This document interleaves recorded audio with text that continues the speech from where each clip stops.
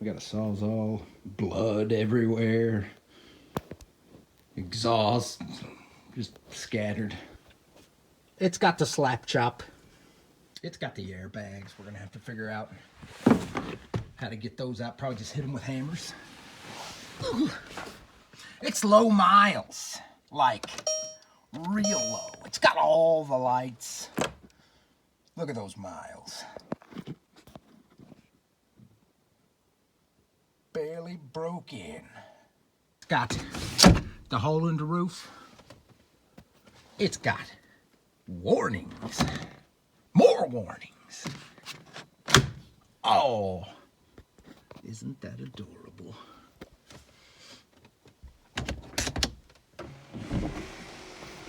My God. Technology. It's got a glove box that's screwed shut. It's got mouse poop, dog hair, dirt.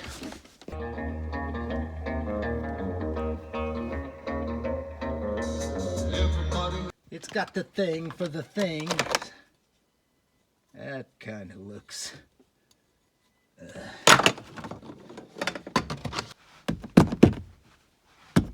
lovely. It's got this. It's put your hands through these ones over here. Not much to see back there. It's got a tramp stamp of sorts. Evidence white people have ventured to the sea. Coming soon to an eBay near you. It's kinda, she's starting to show the wear. For 4,837,000,000 miles, you'll get that. Doors close surprisingly well. Where we're going, we don't need roads. But there's the big deal right there. It's tired, it smokes, it's got no power, it's been in limp mode for 2 years. Tires don't hold air. The battery's shit.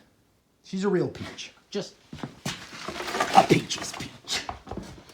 Believe it or not, I had nothing to do with that. There's holes. Like I said, nature's weight reduction on here. More of it there. She's rough. No one's gonna miss this. First things first, get that out of there. Do some urban mining under here. Don't do that if it's not your car. Here we go.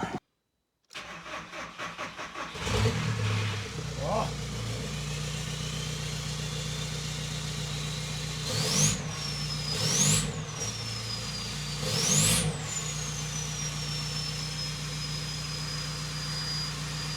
He likes what he hears.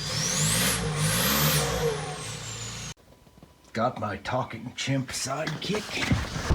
I erased all the codes so we can set some new ones. What the fuck did you leave in front of this thing? Son of a bitch. Hang on.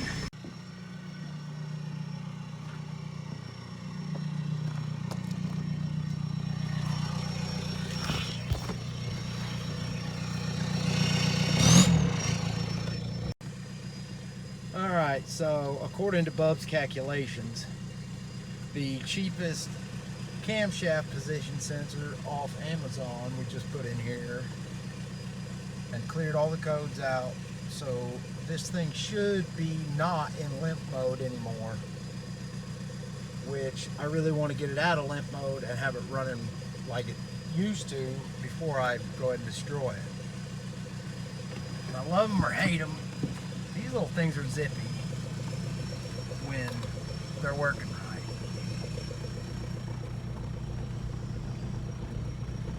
And a fun fact I just learned is this thing weighs a little more than the Econoline did new. And the Econoline has lost quite a bit of weight from rust, so This engine is back to like it used to be. It's gonna be a lot of fun.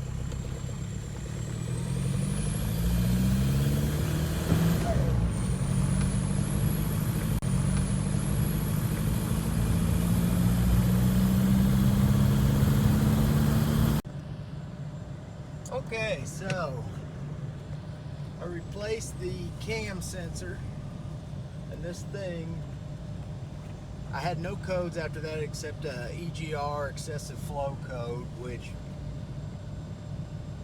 that had been replaced. So forums on the internet were talking about mass airflow sensor, which made sense. And this car, it wasn't in limp mode, but it felt like it. I mean, just total dog. And all I did now was unplug the mass airflow, and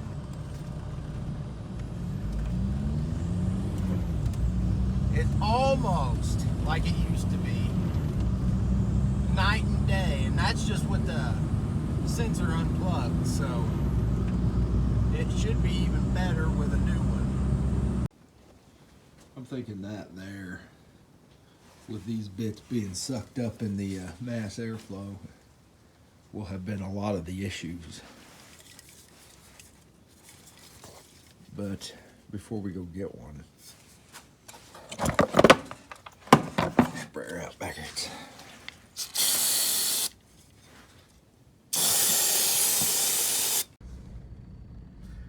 So I had AutoZone go ahead and get one of these mass airflow sensors in, but sorry guys, you can see every gear shift, so I'd say she's switching. No check engine light, ABS lights on, which, I mean, you know, it's just telling me I got good abs, so it's a liar. Yeah, this little shit's zippy. Oh, did I mention that it weighs the same as a truck? So.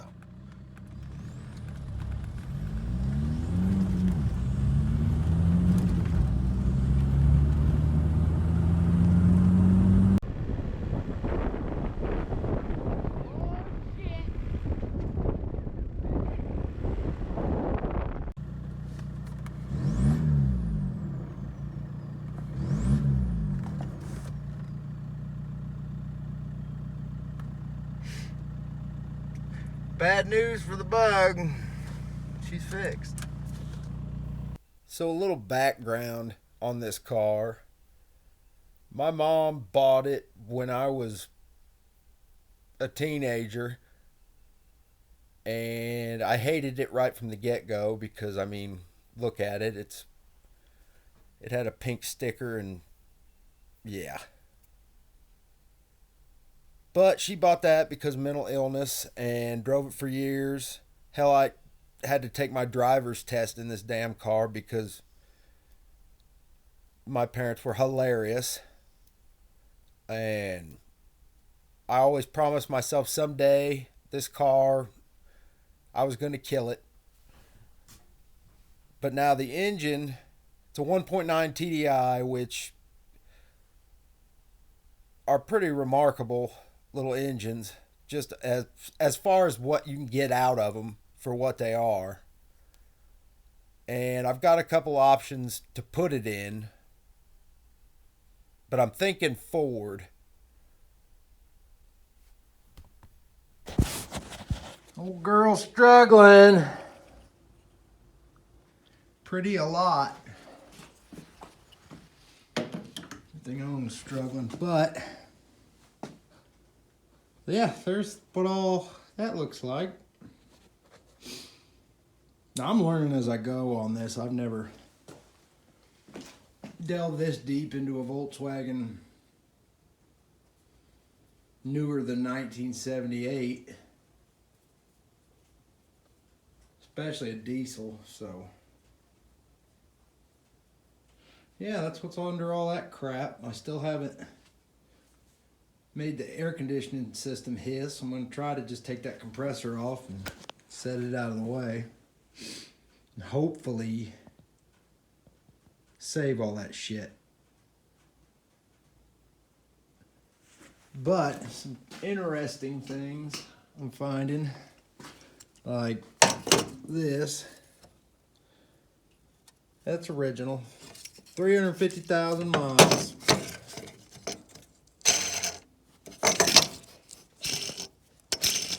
A little noisy, you know. We'll run it. There's the alternator. Surely that's not original though.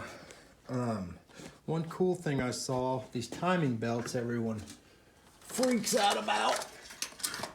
Oh, you gotta change the timing belt, it's gonna break, and then it's dead. Well, this one is overdue.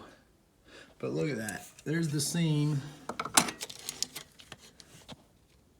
There's the damn seam where they hook it together. So it's kind of terrifying to think that your entire engine is riding on a couple of stitches out of Frankenstein's neck.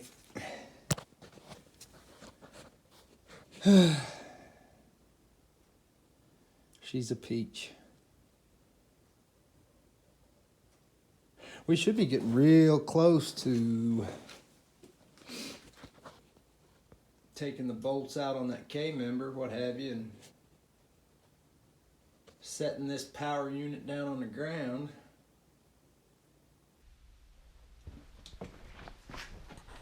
Okay.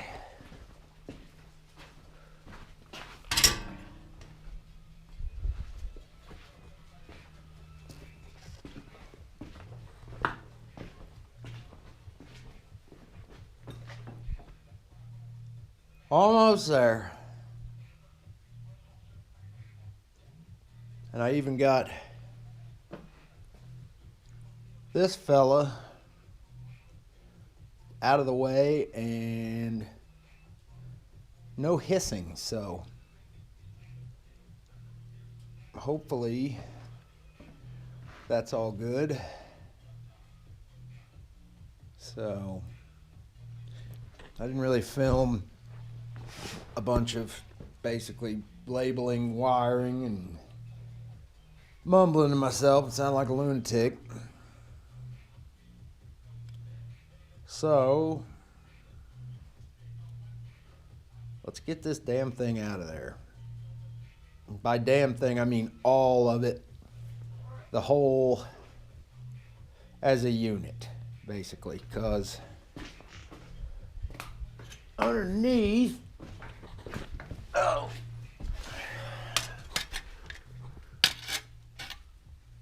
from my lookings at, and I'm thinking you take these two and there's a couple others, and it looks like this whole unit should drop out. So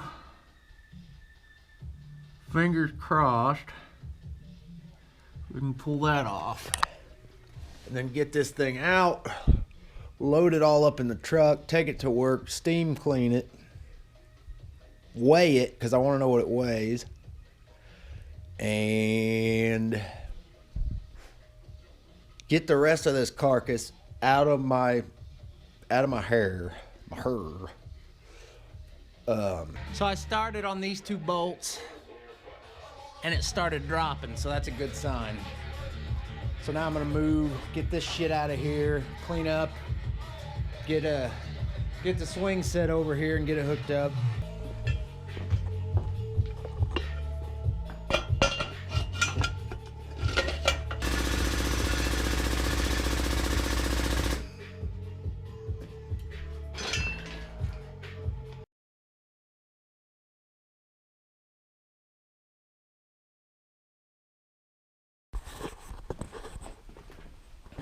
There it is, more or less.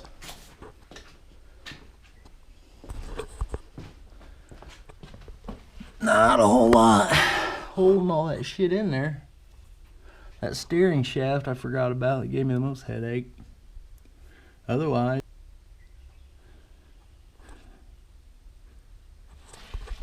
that's it. It's the whole mess.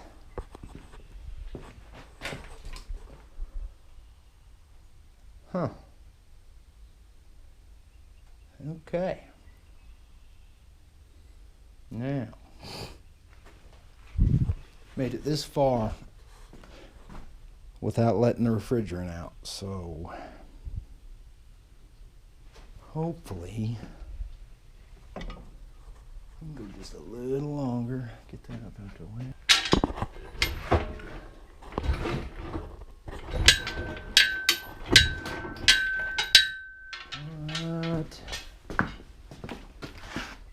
Oh yeah, shit. I don't think we're gonna have ABS on the truck, so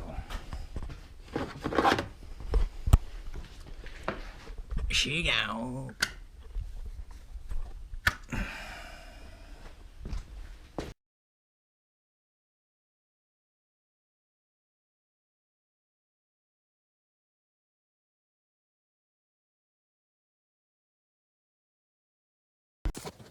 We're loaded. But real quick, if you're gonna go on this adventure, it's gotta make sense. So let me tell you a little story about that rear axle. Not good.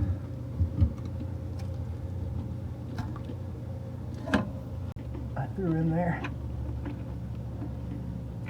you know, to kind of catch all that.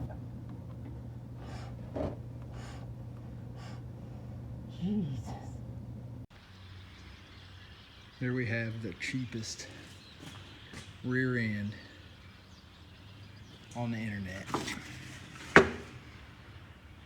It's a little rusty. It's off a newer model, but I'm gonna clean it up and make it work. Rebuild it. Really hope this doesn't just bust all the way through it.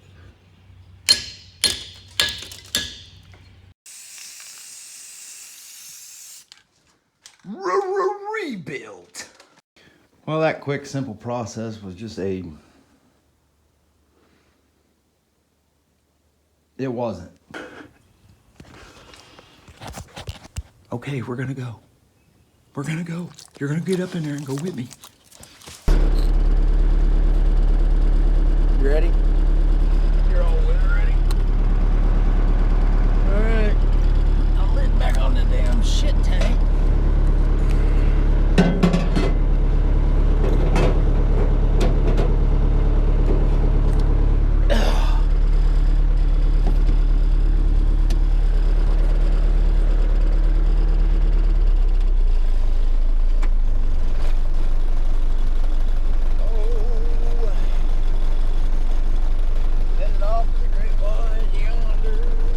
That's how I do it. Take some used oil, get it on a rag, let it kind of soak in, and then just take it and jam it up its yap. Now, take a rubber glove, put over that end, tape it, and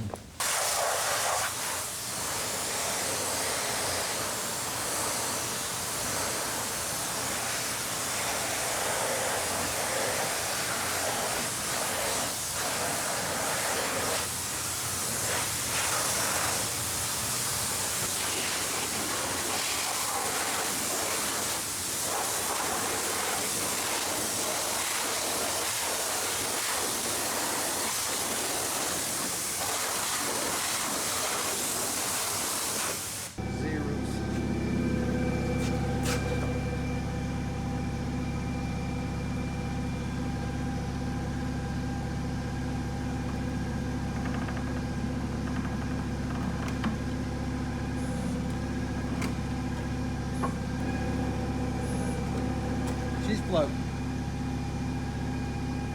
708. There you go. Pull all them rags. And that there is how you rebuild a Volkswagen TDI.